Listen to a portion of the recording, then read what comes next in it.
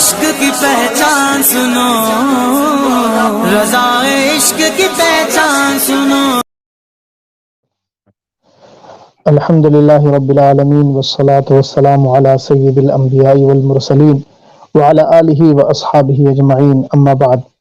حضرات گرامی، آج میں اس پروگرام میں آپ سب کو خوش آمدید کہتا ہوں۔ آج اس پروگرام میں اپنے بڑے ہی عزیز دوست، بڑے قابل احترام شخصیت میری مراد مفتی عبدالرحمن مصباحی صاحب قبلہ حاضر ہیں۔ میں ایک موضوع سے متعلق کچھ گفتگو کرنے کے لیے حضرت کے ساتھ آج حاضر ہوا۔ حضرت، سب سے پہلے حضرت سے بس، حضرت آپ کیسے ہیں؟ الحمدللہ اللہ کرم۔ حضرت مفتی صاحب قبلہ، آج سے چونکہ کچھ روز قبل میں نے ایک ویڈیو دیکھی آپ کی اور ہمارے ایک اور دوست مفتی عمران مصباحی صاحب کی۔ آپ دونوں نے اس میں ماشاءاللہ امام محمد رضا خان فاضل بریلوی علیہ الرحمت والرضوان کے افکار، ان کے خیالات، ان کی تعلیمات، اس موضوع سے متعلق آپ نے بڑی عمدہ گفتگو کی۔ آپ دونوں حضرات کے درمیان یہ گفتگو ہوئی، ماشاءاللہ سن کر بڑا دل خوش ہوا۔ میں نے یہ چاہا کہ اس موضوع سے متعلق کچھ باتیں میں بھی آپ کے سامنے میں بھی آپ سے کروں، تاکہ ہمارے سامعین امام محمد رضا خان فاضل بریلوی علیہ الرحمت والرضوان کے افکار، ان کے خیالات، ان کے تعلیمات کو جان سکے اور اس طریقے سے ان کی اس کی روشنی میں وہ زندگی گزار سکے۔ تو اس موضوع سے کچھ باتیں آپ کے سامنے آپ سے کرنے کے لیے اس موضوع سے متعلق میں آج حاضر ہوا۔ تو حضرت، کچھ آپ کا بہت بہت شکریہ کہ آپ نے ہمیں اپنا قیمتی وقت دیا۔ تو حضرت، سب سے پہلے میں جو پوچھنا چاہتا تھا وہ یہ تھا کہ سب سے پہلی بات کہ آج ہم جدید دور میں جی رہے ہیں اور تیزی کے ساتھ وقت کے تقاضے بدلتے جا رہے ہیں۔ ایسے میں آپ نے امام محمد رضا خان فاضل بریلوی علیہ الرحمت والرضوان کے افکار، ان کے خیالات کی اشاعت کا مقصد، اشاعت کا کام کس مقصد کے تحت اٹھایا ہے؟ جی جزاک اللہ خیر سی صاحب۔ آپ نے وہ پہلا پروگرام ملاحظہ کیا ہوگا، جی جی، اور اس حوالے سے آپ کے تاثرات کے لیے بھی شکر گزار ہوں۔ شکریہ، جزاک اللہ۔ اب رہی یہ بات جو سوال میں آپ نے ذکر فرمائی کہ جدید دور کے تقاضے کے مطابق، بلکہ روشن خیالی کے بعد ہم جدیدیت سے ہوتے ہوئے مابعد جدید دور اور اب تو ماورائے جدید کی باتیں ہو رہی ہے، جی جی، یعنی ماڈرنزم، پوسٹ ماڈرنزم اور بیونڈ ماڈرنزم تک بات جا رہی ہے۔ جی تو سوال یہ ہے کہ اس جدید دور کے تقاضوں کو سامنے رکھتے ہوئے ہم نے امام احمد رضا کی فکر کا انتخاب کیوں کیا، یا ہم اس کی اشاعت کے حوالے سے فکر مند کیوں ہیں؟ جی تو میں سب سے پہلے تو یہ ذکر کرنا چاہوں گا کہ دیکھیں، اسلام بنیادی طور پہ جو امت مسلمہ، آخری امت پیغمبر اعظم صلی اللہ علیہ وسلم کی امت، یعنی ہماری، جو قرآن نے ایک علامت بیان کی ہے بہت واضح طور پہ، وہ کذالک جعلناکم امۃ وسطا، تمہیں ہم نے اعتدال والی امت بنایا ہے، توازن والی امت بنایا ہے، یعنی یہ امت بیلنسڈ ہے، ایک جی توازن یہاں پایا جاتا ہے، احکام میں بھی اور عقائد میں بھی اور اصولوں میں بھی۔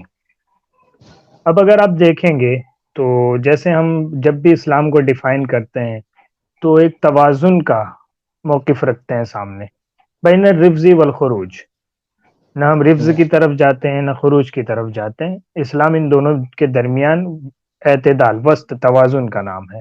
اسی طرح بین الجبر والقدر، ٹھیک ہے۔ اب جب یہ ہماری دنیا نئے دور میں داخل ہوئی ہے اور روشن خیالی کے بعد طرح طرح کی چیزیں اور طرح طرح کے افکار، طرح طرح کے نظریات سامنے آئے ہیں، اور جب مغربی فکر مشرق میں منتقل ہوئی ہے استعماریت کے ساتھ، اس وقت بڑے پیمانے پر عالم اسلام میں ہوا یہ ہے کہ ان خیالات کو بعینی ہی قبول کر لینے کی وجہ سے اسلام کی تعبیر جو لوگوں نے پیش کرنے کی کوشش کی وہ مختلف انداز میں سامنے آئی. جی جی کسی نے بہت سخت قسم کی اسلام کی تعبیر بھی پیش کی، یعنی ایک ایسا اسلام جس میں بہت زیادہ شدت تھی اور بہت زیادہ، یعنی خود انہوں نے اعتراف کیا کہ ہم نے شرک خفی کو شرک جلی لکھ دیا ہے، اور جو جی چیزیں خفیف حکم رکھتی تھیں ان میں ہم نے شدید حکم لگا دیا ہے. تو اس قسم کی ایک تعبیر جو وہابیزم کے نام سے بھی سامنے آئی، اسلام کو ریپرزینٹ کرنے کی بات تھی، لیکن جو اسلام کو ریپرزینٹ کرتے ہوئے تعبیر اختیار کی گئی وہ شدت کی طرف مائل تھی. دوسری طرف ایک تعبیر ایسی بھی سامنے آئی جہاں قرآن و سنت کے متعلق، اسلام سے متعلق وہ باتیں پیش کی گئی جو بنیادی طور پہ نصوص کا منشا اور اس کی مراد ہی نہیں ہے.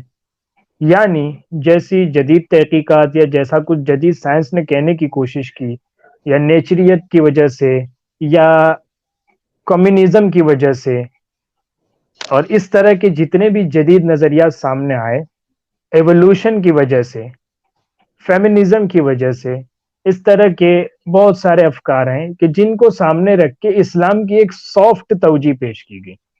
یعنی جو کچھ ان نظریات کے موافق تھا اسے اسلام قرار دیا گیا، اور جو موافق نہیں لگا اس کی بیجا تعویلات گڑھ لی گئی. ایسا ایک بہت بڑا گروپ سامنے آیا، مختلف لوگ ہیں اس میں، اور خاص طور پہ اگر یہاں اس کے سربراہ کا ذکر کیا جائے تو اس طرف میں آپ سر سید کو لے سکتے ہیں کہ جو کچھ نیچر کے خلاف اور نیچریت کے خلاف ان کو نظر آیا، اس کو انہوں نے تعویل کے ذریعہ اور بہت زیادہ اسلام سے دور ایک تشریح اور تعبیر پیش کی. کہنے کا مقصد یہ ہے کہ ایک ایسا دور کہ جس میں اسلام سے متعلق بہت ساری تعبیریں سامنے آئیں، اور اب ہم جس دور میں جی رہے ہیں اس میں ہمیں تعین کرنا ہے کہ ہم کس تعبیر کے ساتھ اسلام کو ریپرزینٹ کریں گے، کس تعبیر کے ساتھ اسلام کی نمائندگی کریں گے. ہم جب اقوام عالم کے سامنے اسلام پیش کریں گے تو کس زاویے کا اسلام ہوگا، اس اسلام کی تعبیر کیا ہوگی، اور ریپرزینٹ کرتے ہوئے ہم اس کو کس زاویے سے لوگوں کے سامنے رکھیں گے. یہاں جیسے بین الرفض والخروج، بین الجبر والقدر، ایسے ہی امام احمد رضا نے اسلام کی جو تعبیر پیش کی ہے اس کی خصوصیت یہ ہے کہ اس میں توازن ہے، اس میں اعتدال ہے، اس میں وسط ہے. یہ انتہا کو نہیں جاتا، نہ یہ شدت میں انتہا کرتا ہے، نہ یہ نرمی میں انتہا کرتا ہے، نہ یہ بہت زیادہ جدت میں انتہا کرتا ہے، نہ یہ قدامت پرستی میں انتہا کرتا ہے. بلکہ ان دونوں کے درمیان امام محمد رضا نے اسلام کی وہ تعبیر پیش فرمائی جو پرانے دور کو، یعنی اسلام کی قدیم روایات کو شامل بھی ہو، اور نئے دور کو، یعنی ترقی کی جو نئی راہیں کھل رہی ہیں ان میں معاون بھی ہو. لہذا جو سوال ہے کہ امام احمد رضا کی تعلیمات اور فکر رضا کا انتخاب کیوں، اور یہاں میں خاص طور پہ ذکر کروں گا امام احمد رضا محدث بریلوی. فضل بریلوی یہ کچھ لوگوں نے ایک لقب گڑھا تھا امام احمد رضا کے لیے، تو اس کی جگہ میں استعمال کروں گا امام احمد رضا محدث بریلوی رحمہ اللہ کی تعبیر. ہم نے اس لیے اس کو منتخب کیا کہ ایک متوازن تعبیر ہے، ایک متوسط تعبیر ہے، انتہائی اعتدال والی تعبیر ہے. لہذا ہم اقوام عالم کے سامنے اسلام پیش کریں گے، اس طور کا اسلام کہ جو اپنی اصل کے اعتبار سے 1400 سالہ تعلیمات سے جڑا ہوا ہے، اور پیغمبر اعظم صلی اللہ علیہ وسلم کی حیات سے لے کر اب تک ایک تسلسل کے ساتھ ہم تک منتقل ہوا ہے. اور اس میں صرف یہ نہیں کہ روایت کا رنگ غالب ہے یا نقل کا رنگ غالب ہے، بلکہ نقل کے ساتھ عقل اور روایت کے ساتھ جدید نظریات اور جدید علوم کو اپنے ساتھ شامل کرنے اور اس کو اپنے ساتھ لے کر چلنے کا ایک ڈھنگ اور رنگ شامل ہے. ایک ایسی تعبیر امام احمد رضا نے پیش کی ہے. اس لیے ہم چاہتے ہیں کہ امام احمد رضا کی پیش کی ہوئی تعبیر لوگوں کے سامنے آئے، دنیا اس نظر سے، اس زاویے سے اسلام کو سمجھنے کی کوشش کرے، اور اس نئے دور میں اسلام کی اشاعت دوبالا ہوتی چلی جائے. ماشاءاللہ، بالکل آپ نے بہت اچھی بات پیش کی، اور یہ وقت کی ضرورت بھی ہے، وقت کی یہ بہت ضروری ہے کہ امام احمد رضا خان محدث بریلوی علیہ رحمت و رضوان کی تعلیمات کو ہم سب سمجھیں اور سیکھیں اور اس طریقے سے ہم مذہب اسلام کو ریپرزینٹ کریں. بالکل ماشاء اللہ، بہت اچھی بات آپ نے کہی، ارشاد فرمائی حضرت. اور ایک اور بات میں آپ سے عرض کر یہ پوچھنا چاہوں گا، کیا آپ کو لگتا ہے کہ فکر رضا کے ذریعے نئی نسل کی دینی و دنیاوی فلاح و کامیابی کی راہ کی راہ نئی نسل کو فلاح و کامیابی کی راہ پر اعلی حضرت علیہ الرحمہ کی فکر کے ذریعے سے لایا جا سکتا ہے؟ نئی نسل کو فلاح و کامیابی کی راہ پر لایا جا سکتا ہے؟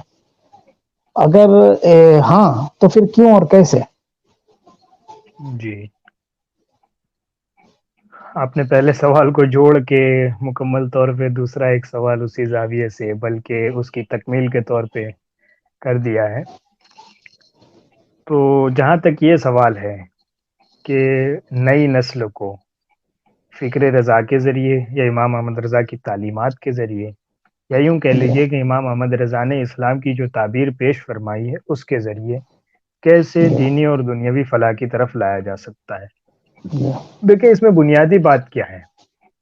بنیادی بات وہی ہے کہ جب آپ توازن کے ساتھ چلیں گے، اعتدال کے ساتھ چلیں گے، وسط کے ساتھ چلیں گے، کسی طرح کا فکری تشدد لوگوں پر نہیں کریں گے اور کسی طرح کی فکری چھوٹ چھاٹ لوگوں کو نہیں دیں گے، بلکہ دونوں کے درمیان ایک ایسی فکر پیش کریں گے، ایک ایسا نظریہ پیش کریں گے جو ان کو آسانی کے ساتھ جس کو قبول کیا جا سکے اور جس پر عمل کیا جا سکے، تو یقیناً ایسا نظریہ دنیاوی اور اخروی نجات کے لیے مفید بھی ہوگا اور مؤثر بھی ہوگا.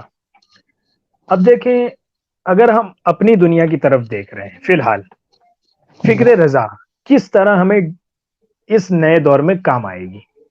اگر ہم اپنی نئی دنیا کی طرف دیکھتے ہیں تو ایک طرف تو معاملہ یہ ہے کہ نئی دنیا میں ہم اپنی پوزیشن کس طرح لوگوں کے سامنے رکھیں، یہ ایک چیلنج ہے. یعنی اسلام کو کس انداز میں آپ پیش کریں گے یا اسلام جو آپ بیان کر رہے ہیں وہ کیسا ہوگا، یہ ایک چیلنج ہے پوری دنیا کو. یعنی جہاں آپ کو دہشت گردی کے نام پہ بدنام کیا جا رہا ہے، جہاں آپ کو قدامت پرستی کے نام پہ بدنام کیا جا رہا ہے، جہاں آپ کو بنیاد پرستی کے نام پہ بدنام کیا جا رہا ہے کہ بیسیکلی آپ تو وہی پرانے خیالات والے لوگ ہیں اور آپ کو علم سے، آپ کو تحقیق سے، آپ کو جدید ریسرچ سے کیا تعلق ہے، اس طرح کے پروپیگنڈوں کے ساتھ جہاں ہمیں بدنام کیا جا رہا ہے، اس کے جواب کے طور پہ اگر آپ اسلام کو صحیح طور پر ریپرزینٹ کرنا چاہتے ہیں تو آپ امام محمد رضا کی تعبیر سامنے رکھ دیں کہ ہم نے کبھی تشدد کی بات نہیں کی، ہم نے کبھی یہ نہیں کہا. بالخصوص یعنی جس دور میں باقاعدہ طور پر مسلمان منظم تھے، اس دور میں بھی جب یہ بات چلی خلافت تحریک، خلافت موومنٹ کی، امام احمد رضا کے نظریات آپ پڑھیں، کس طور پہ آپ نے اعتدال کے ساتھ امت کو ایک پیغام عطا فرمایا. تو اس دور میں کسی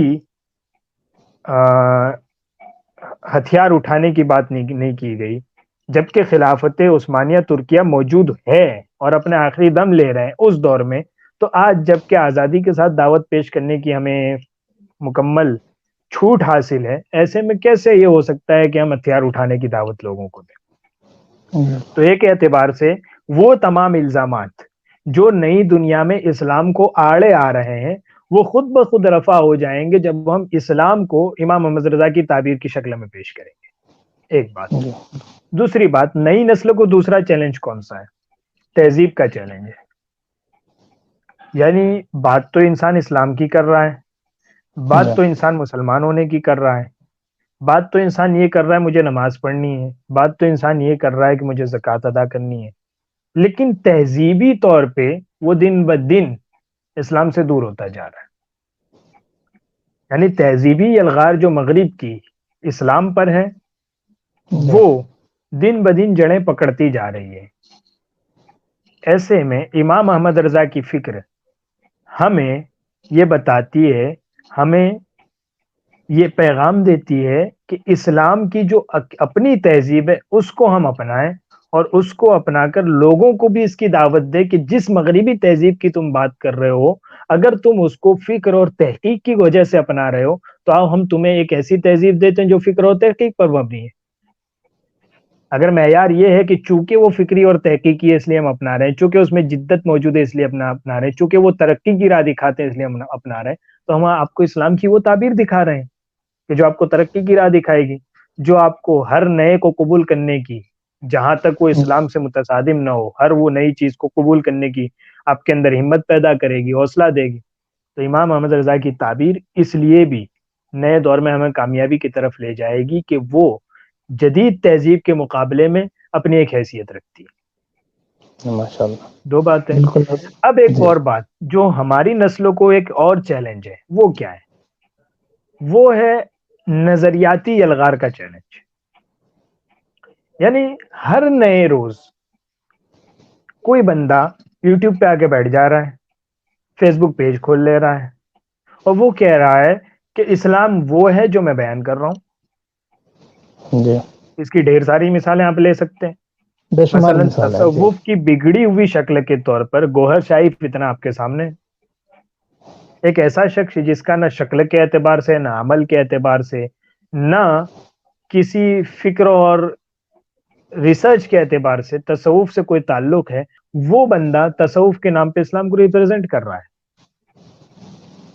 دوسری طرف ایک اور مشہور نام آج کل چل رہا ہے انجینئر مرزا، جی جس کا دینی تعلیم سے اور اسلامی بنیادی اصولوں سے کوئی لینا دینا نہیں، نہ انہوں نے اس کو گہرائی میں جا کر سمجھنے کی کوشش کی ہے، نہ اس پر ریسرچ کی ہے، نہ وہ عربی سے واقف ہے، نہ صحیح ڈھنگ کی اردو جانتے ہیں۔ وہ صرف چند اردو کتابیں پڑھ لے رہے ہیں، اور اس میں بھی وہ مفہوم جو وہ سمجھ رہے ہیں اسی کو دین بنا کر، اسلام بنا کر لوگوں کے سامنے پیش کر رہے ہیں۔ جی گوہر شاہی فتنہ ہو گیا، یا انجینئر مرزا ہو گیا، یا ایسے بہت سارے لوگ جن کو کل تک کوئی سننے والا نہیں تھا، لیکن آج یوٹیوب اور فیس بک یا انسٹا یا ایسے ڈیجیٹل پلیٹ فارمز نے ان کو بولنے کا موقع فراہم کر دیا ہے۔ اب ہر بندہ اپنا اسلام لیے بیٹھا ہے، نئی نسل کنفیوز ہے، کدھر جائیں؟ جی علماء کا بڑا طبقہ ایک اسلام پیش کر رہا ہے، پھر اور پہلے سے ہی فرقوں میں لوگ کنفیوز ہیں کہ ہمیں کدھر چلنا ہے، کس کے ساتھ جانا ہے، کون صحیح قرآن پیش کر رہا ہے، کون صحیح حدیث پیش کر رہا ہے۔ اور اس کے بعد یہ فیس بک اور یوٹیوب پہ بیٹھے ہوئے لوگ جو اپنے اسلام کی بات کر رہے ہیں۔ اس ماحول میں نئی نسل کے لیے فکر رضا کیوں ضروری ہے؟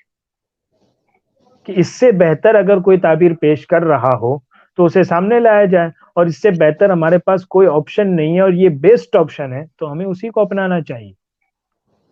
یعنی ان جمیلوں میں پڑھنے سے کہ روز آپ ایک نیا ویڈیو اور یوٹیوب پہ کلپ سنیں، روز ایک نیا نظریہ یوٹیوب پہ سنیں اور روز کنفیوزڈ ہوتے چلے جائیں، اس کا بہترین علاج فکر رضا ہے۔ کیوں؟ اس لیے کہ یہاں اسلام جو پیش کیا گیا ہے وہ اپنی مرضی کا نہیں پیش ہوا ہے۔ جو 1400 سالہ امت کا اجماعی اسلام ہے وہ آپ کے سامنے رکھا گیا ہے، اور جو اجماعی اسلام رکھا گیا ہے وہ صرف یہ نہیں کہ چونکہ ایسا کہہ دیا گیا ہے تو رکھ دیا گیا، بلکہ جیسا منقول ہے اس کو مکمل طور پہ عقلی بنیادوں پر رکھا گیا۔ یعنی ایک طرف تو نقل ہے، روایت ہے، اور ایک طرف درایت ہے، ایک طرف عقل کا ساتھ ہے اور ایک طرف قرآن و حدیث کا ساتھ ہے، اور ان دونوں کو ملا کر جو تعبیر کی بیان ہوئی ہے، جو تعبیر پیش کی گئی ہے، وہ نئی دنیا کے لیے بالکل پرفیکٹ تعبیر ہے۔ یہی تعبیر ہمیں دنیاوی معاملات میں ترقی کی طرف بھی لے جائے گی، اور یہی تعبیر ہمیں اپنے قدیم ترین اسلام کے ساتھ بھی جوڑ کر رکھے گی۔ جی بالکل۔ تو یہ جو بات ہے کہ نئی دنیا میں فکر رضا ہمیں کیسے کام آئے گی اور کس طرح میں دنیاوی اور اخروی ترقی دے گی، کامیابی دے گی، تو یہ اس لیے کہ یہ بہترین توازن ہے، اور یہی توازن ہمیں چاہیے نئے دور کے لیے، کہ نہ ہم نئے دور کی راہ میں بہتے ہوئے اسلام ہی کو بدلنے کی کوشش کر دیں جیسے محمد بن سلمان کے ذریعے ہو رہا ہے، اور نہ ہم ڈھیٹ طریقے پر اڑ جائیں کہ جو کچھ عقل کے خلاف بھی کہا جا رہا ہے، جو کچھ موضوعات بھی گھڑے ہوئے ہیں اور جو کچھ ضعیف چیزیں اور ضعیف اقوال بھی رکھے ہوئے ہیں اس کو چونکہ اسلام کے نام پہ یہ ہے اس لیے اسی کو ریپرزینٹ کیا جائے، بلکہ ان دونوں کے درمیان اسلام کی متوازن تعبیر اسی کا نام ہے فکر رضا، اور جب یہ ہوگا تو خود بخود ہم آگے بڑھتے چلے جائیں گے۔ بالکل بالکل ایک بات میں اور بالکل جوڑ دوں کہ یہ جو فکر رضا ہے، امام احمد رضا کے افکار ہیں، اس کا تعلق شعوری اسلام سے۔ امام احمد رضا کا مشن کیا ہے؟ وہ آپ کو اندھا مسلمان نہیں بناتے ہیں، وہ آپ کو ایسا مسلمان دیکھنا نہیں چاہتے ہیں کہ جو صرف علوم سے پیدل ہو، جسے کچھ آتا ہی نہ ہو، نہ وہ نئے علوم جانتا ہو نہ پرانے علوم جانتا ہو، بس صرف چونکہ میں مسلمان ہوں اس لیے اسلام پر چل رہا ہوں۔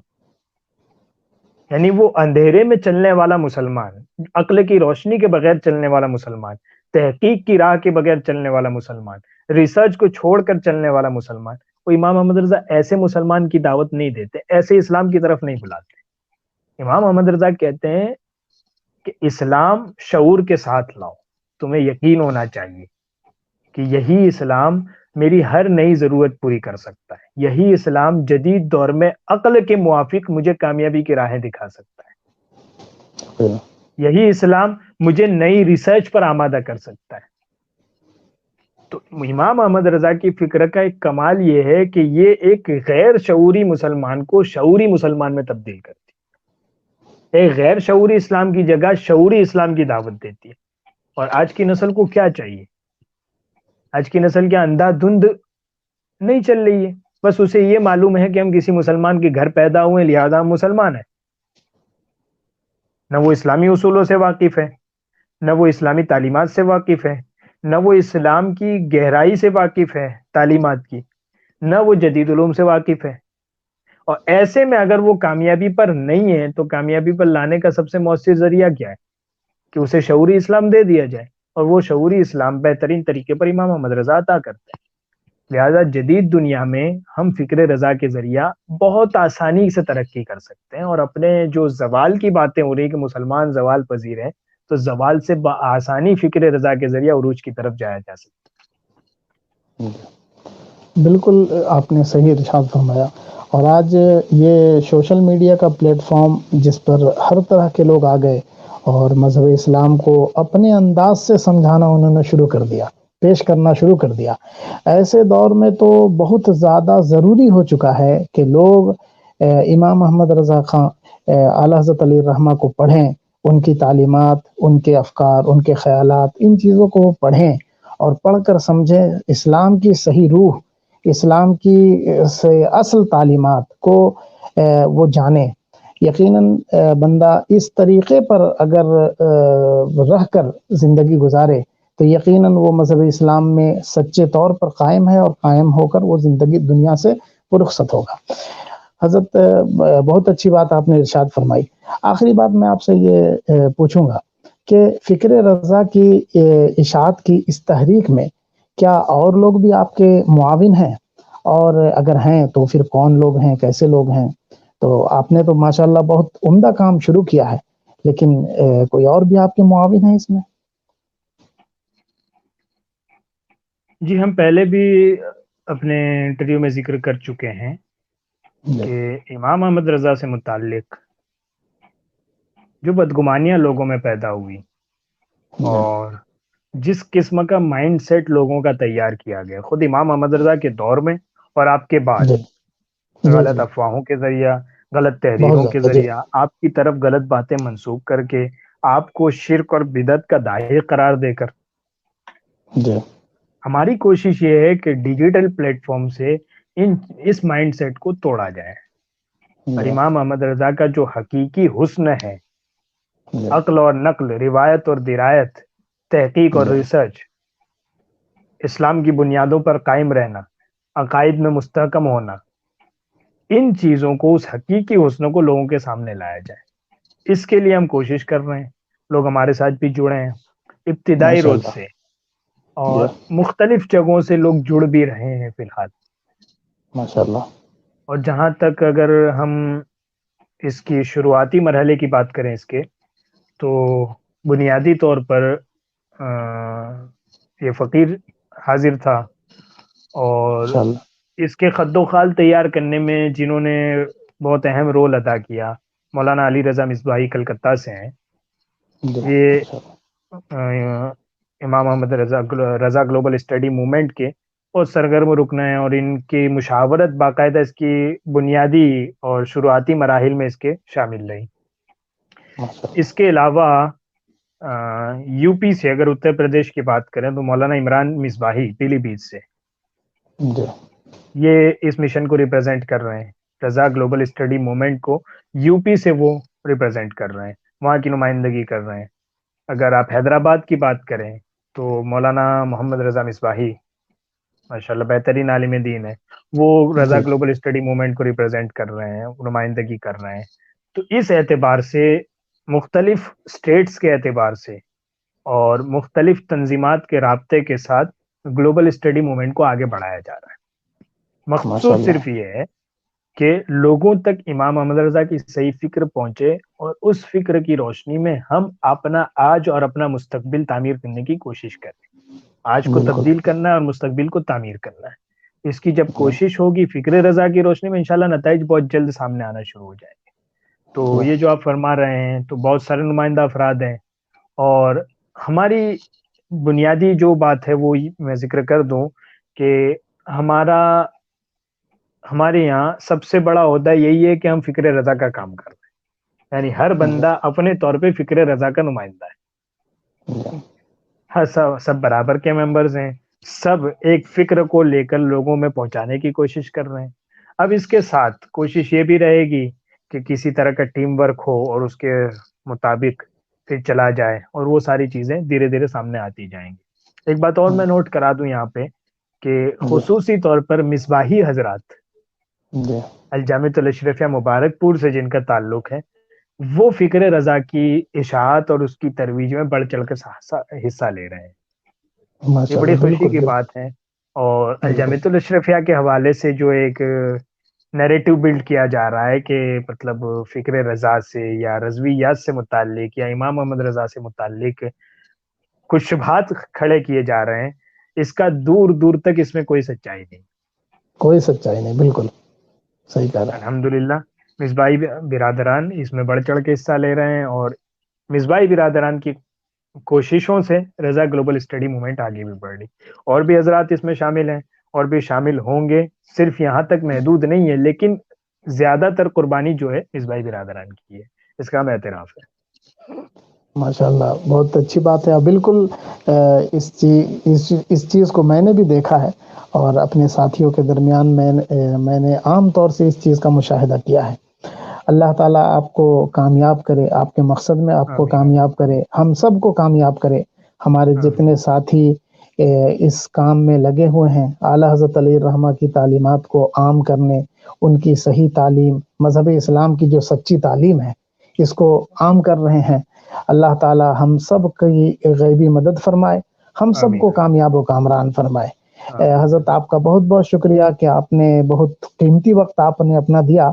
امید ہے کہ ہمارے ناظرین سامعین بہت کچھ ان کو سیکھنے کا موقع ملا ہے اور بہت کچھ استفادہ کریں گے. یقیناً ہمارے لیے کامیابی اسی میں ہے کہ ہم اعلیٰ حضرت علیہ الرحمہ کے افکار، ان کی تعلیمات کو ہم جانیں، اس پر عمل کرنے کی کوشش کریں. آج کے دور میں ان کی تعلیم مذہب اسلام کی سچی تعلیم ہے. یقیناً. ٹھیک ہے حضرت، پھر میں رخصت ہوتا ہوں. آپ کا بہت بہت شکریہ. جی جزاک اللہ خیر. جزاک اللہ. السلام علیکم ورحمۃ اللہ. وعلیکم السلام ورحمۃ اللہ.